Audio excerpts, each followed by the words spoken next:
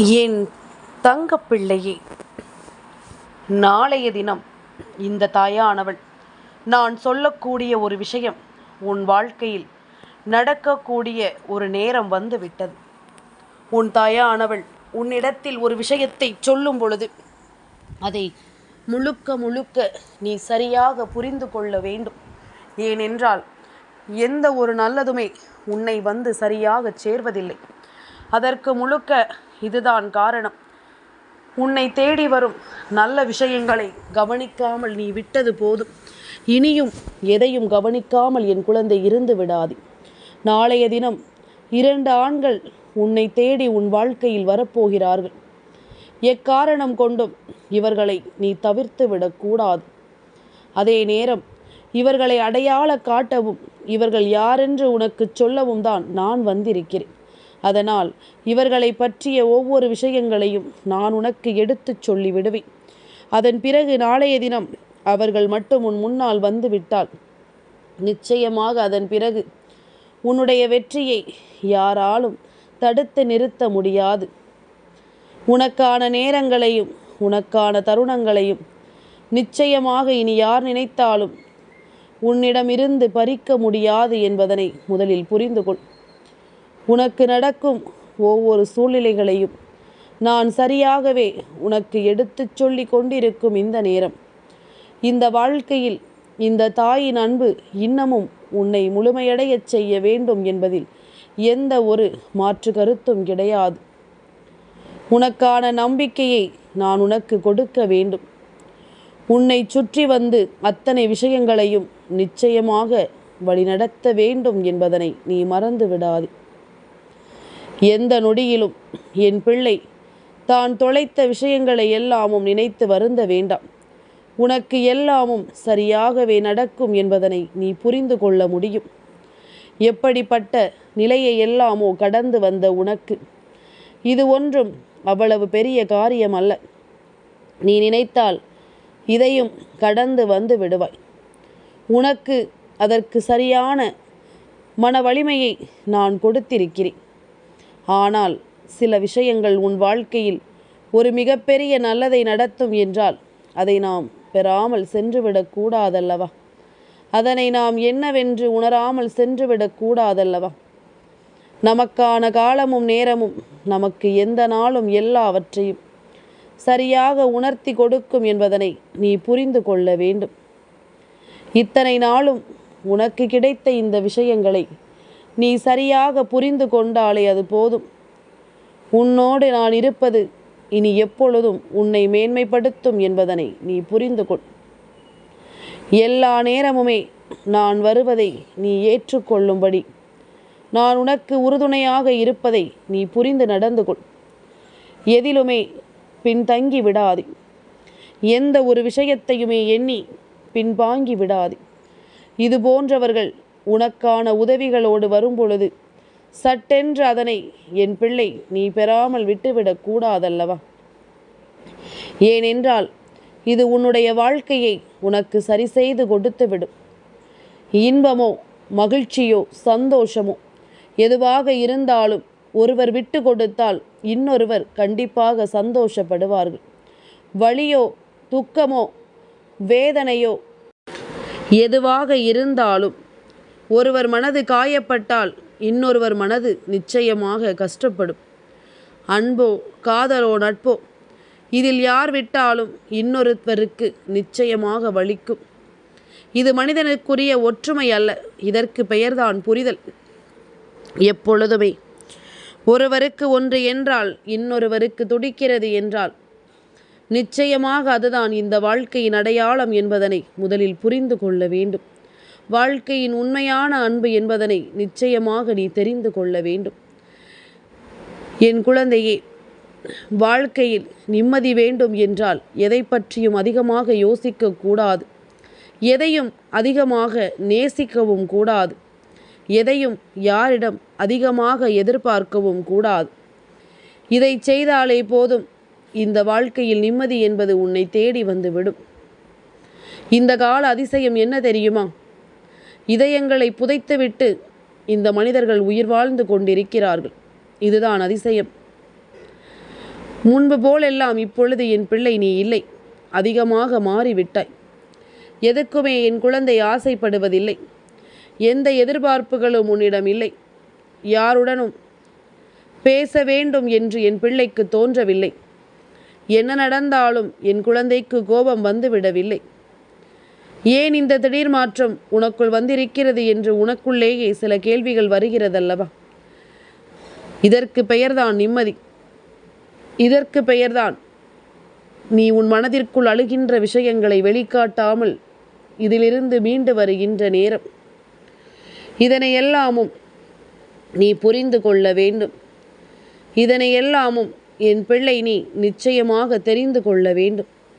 உன் தாயானவள் நான் உனக்கு சொல்வது எல்லாமும் உன்னை நிச்சயமாக மேன்மைப்படுத்தும். எதிர்பார்த்திட முடியாத அளவிற்கு வெற்றியையும் நம்பிக்கையையும் உனக்கு கொடுத்து உன்னை வாழச் சொல்லும் என்பதனை நீ மறந்து விடாது. இந்த தெய்வம் என்ன தருகிறது?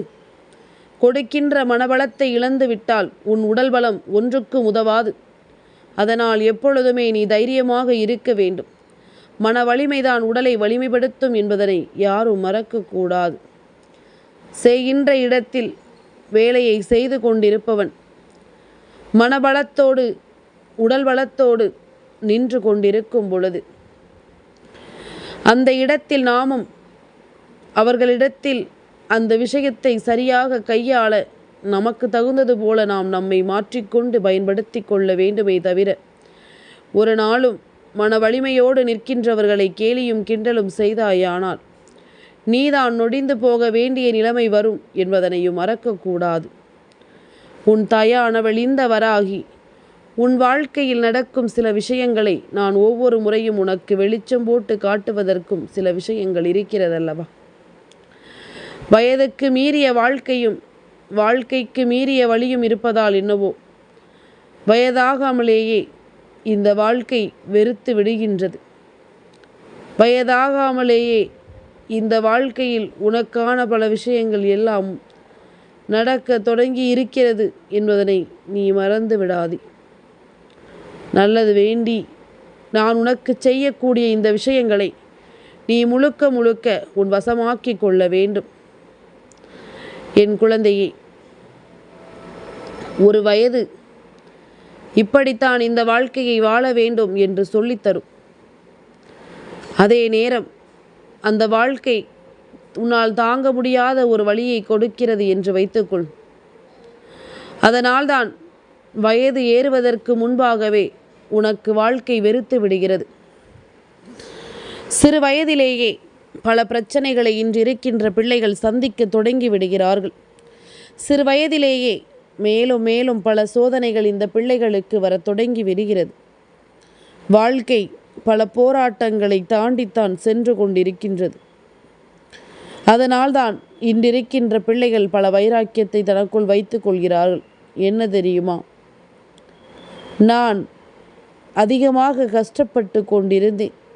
ஆனால் இப்பொழுது இருக்கின்ற இந்த சூழ்நிலை மேலும் மேலும் உனக்கு நன்மையை கொடுக்கும் என்றால், இந்த சூழ்நிலைகள் உன்னால் புரிந்து கொள்ள முடியும் என்றால் நிச்சயமாக அதனை நீ புரிந்து கொண்டு அடுத்தது என்னவென்று செய்ய முயற்சி செய்ய வேண்டும்.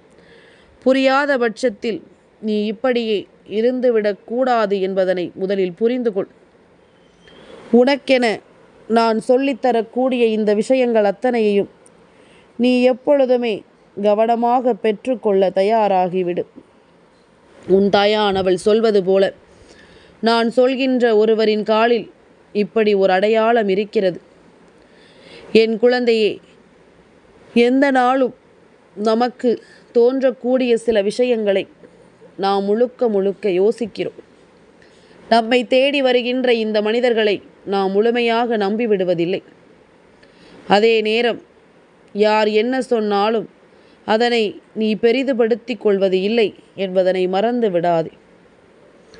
என் குழந்தையே, இதுதான் இந்த வாழ்க்கையினுடைய யதார்த்தமான சூழ்நிலைகள் அல்லவா?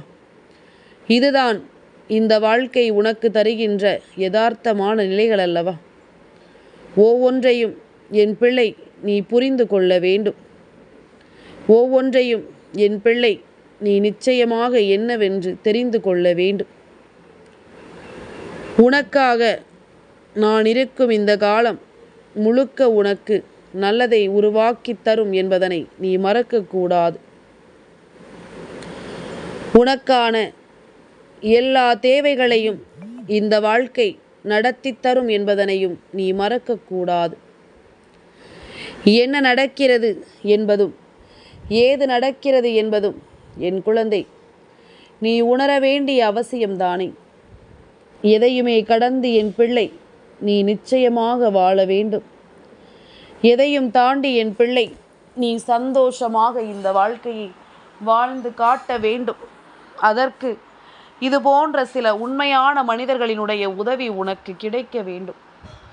இவர்களினுடைய உண்மையான அன்பும் உண்மையான நம்பிக்கையும் உனக்கு கிடைக்கிறது என்றால் இதை கொண்டு என் பிள்ளை இந்த வாழ்க்கையின் வெற்றியை நீ நிச்சயமாக பெற்று விடுவாய் என்பதனை மறந்து விடாது. உனக்கென்று உன் தாயின் அன்பு இப்பொழுது என்ன நடத்த காத்திருக்கிறது என்பதனை நீ தெரிந்து கொள்ள வேண்டும் அல்லவா? உன்னை சுற்றிலும் எப்பொழுதுமே பிரச்சனையே இல்லாத ஒரு மனிதர்களைப் போல நீ அங்கும் இங்குமாக அலைபாய்ந்து கொண்டிருக்கிறாய். ஆனால் உண்மையை சொல்ல வேண்டும் என்றால் எதிர்வருகின்ற நேரங்களில் நீ உன் வாழ்க்கைக்கென பெறக்கூடிய சில முயற்சியை கொண்டு உன் வெற்றியை உறுதியாக பெற்று விடுவாய் என்பதுதான். ஆரம்பத்தில் பல குழப்பங்களை கொடுத்த ஒரு விஷயம் இப்பொழுது இந்த குழப்பத்தில் இருந்து உன்னை மீட்டெடுத்து நன்மைகளை தர நினைக்கிறது என்பதனை நீ புரிந்து கொள்ள வேண்டும். என் குழந்தைக்கு பல போலியான உறவுகளுக்கு மத்தியில் சிக்கி தவித்த வாழ்க்கையில் இப்பொழுது பல உண்மையான உறவுகளுக்கு மத்தியில் நீ நிச்சயமாக ஒரு நல்ல நிலையை அடைய வேண்டும். போலியான விஷயங்களையும் போலியான மனிதர்களையும் வாழ்க்கை தந்து விட்டதே என்று சொல்லி என் பிள்ளை கலங்கி நின்றாய் அல்லவா? இனி இதையெல்லாமும் கடந்து உனக்கான ஒரு நல்லது நடக்கப் போகின்ற இந்த நேரத்தை நீ ஒரு காலமும் கைவிட்டு விடாதே. உன்னை தொடரும் இந்த வாழ்க்கையை நீ எந்த நேரமும் சரியாக பயன்படுத்தி கொண்டாயானால் நிச்சயமாக நான் இருக்கும் இந்த பொழுதுகளை நீ சரியாக புரிந்து கொண்டு எதையும் அம்மா நமக்காகத்தான் சொல்வாள் என்பதனை உணர்ந்து கொண்டு நீ நம்பிக்கையோடு வாழத்தான் செய்வாய் என்பதில் எந்த மாற்று கருத்தும் கிடையாது. எத்தனையோ முறை என் பிள்ளைக்கு நான் பல விஷயங்களை எடுத்துச் சொல்லும் பொழுதெல்லாம் இதை எல்லாவற்றையும் நீ கவனத்தில் கொண்டிருந்தாயானால் என்றோ உன் வெற்றி உனக்கு கிடைத்திருக்கும், என்றோ இந்த வாழ்க்கை உனக்கு நம்பிக்கையை கொடுத்திருக்கும் என்பதனை நீ மறந்து விடாதே. இனி எந்த நாளும் இதையெல்லாமும் என் பிள்ளை நினைத்து நீ கலக்கம் கொண்டிருக்காதே. உனக்கான தேவைகளை நீ உறுதிப்படுத்தி நின்றால் அது போதும். நாளைய தினம் பிரதோஷத்தினுடைய விடியல் அல்லவா? பிரதோஷத்தினுடைய விடியலில் என் பிள்ளை உன்னை தேடி யார் வரப்போகிறார்கள்? பிரதோஷம் என்பது மாதத்திற்கு இருமுறை வளர்பிறை தேய்பிறை திரையோதசி திதியில் வரக்கூடிய நாள். மாலை 4:30 மணியிலிருந்து 6 மணிக்குள் வரும். அந்த நேரத்தில் சிவபெருமானை வழிபட உகந்த சிறப்பான நேரம். பிர என்றால் பாவம் என்ற அர்த்தம் மற்றும் தோஷம் என்றால் அழித்தல் என்ற அர்த்தம் என்பதுதான் பிரதோஷம். பாவங்களை அழிக்கக்கூடிய ஒரு நாள் இது. உன்னுடைய பாவங்கள் வறுமை என்றும் தீவினைகளை நீக்கி உண்மைகளை உண்டாக்கும், பல நன்மைகளை உண்டாக்கும் நேரமாக சொல்லக்கூடிய நாள். அனைத்து தோஷங்களையும் ஒடுக்கக்கூடிய காலம். நந்தி பகவானுக்கு அருகம்புல் மாலை சாற்றி பின் சிவலிங்க தரிசனம் செய்வது சிறப்பு. நந்தி தேவரினுடைய காதுகளில் வேண்டுதல்களை நிச்சயமாக வைக்கலாம். பிரதோஷ வழிபாட்டால் பாவம் பயம் வறுமை நீங்கி சிவபெருமானினுடைய அருளும் மோட்சமும் நிச்சயமாக கிடைக்கும். பார்க்கடலில் அமிர்தம் கடையும் போது ஆழகால விஷத்தை சிவபெருமான் உண்டு பின்பு தேவர்களை காத்திட்ட சமயம்தான் இந்த விஷயம் என்பதனை நீ முதலில் புரிந்து கொள்ள வேண்டும். உனக்காக இந்த தெய்வம் சொல்லித் தருவது இனியும் உன்னை காயப்படுத்தாது. ஏனென்றால் நாளைய தினம் பிரதோஷம். உன் வாழ்க்கையில் உனக்கான நன்மைகளை கொடுக்கக்கூடிய அந்த 2 பேர் நந்தி தேவரும் சிவபெருமானும். நந்தி தேவர் சிவபெருமானினுடைய வாகனம் என்பதனால், நந்தி தேவருக்கு 4 கால்கள் இருப்பதனால்தான் அவரின் காலில் இப்படி ஒரு அடையாளம் இருக்கிறது என்று நான் சொல்லியிருந்தேன். என் குழந்தையே, எப்பொழுதுமே திங்கள் கிழமையில் வரக்கூடிய பிரதோஷத்தை சோம பிரதோஷம் என்று சொல்கிறோம். இந்த நாளில் பிரதோஷம் வரும்பொழுது தெய்வத்தை மனதார வணங்கி முழுமையான மன நிறைவை நீ பெற்றுக்கொள்ள வேண்டும் என்பதனை மறக்காதே. உன்னை சுற்றி ஆயிரம் குழப்பங்கள் இருக்கிறது. உன்னை சுற்றி ஆயிரம் கவலைகள் இருக்கிறது. இதிலிருந்தெல்லாம் எப்படி நீ மீண்டு வரப்போகிறாயோ என்று தெரியாமல் நீ கலங்கிக் கொண்டிருக்கிறாய் அல்லவா? இனிமேலும் நான் இருக்கும் நேரம் நான் சொல்கின்ற எந்த ஒரு விஷயங்களையும் நிச்சயமாக நீ சரியாக புரிய வேண்டும் என்பதனை மறந்து விடாதே. ஒவ்வொன்றையும் ஒவ்வொரு விதமான சூழ்நிலையில் நீ என்னவென்று யோசிக்காமல் செய்துவிடக்கூடாது என்பதனை நீ மறந்து விடாதே. இன்று இந்த நாள் உன் வாழ்க்கையில் ஒரு ஆச்சரியத்தை கொடுக்கும் என்பது உறுதியான பிறகு எதையுமே அவ்வளவு எளிதாக நீ தட்டிவிட முடியாது. இந்த ஒரு விஷயத்தையும் அவ்வளவு சுலபமாகவெல்லாம் நீ விட்டுவிட முடியாது. உனக்கு நடக்கும் நன்மைகளை நான் என்னவென்று தெரிந்து கொண்டேன்.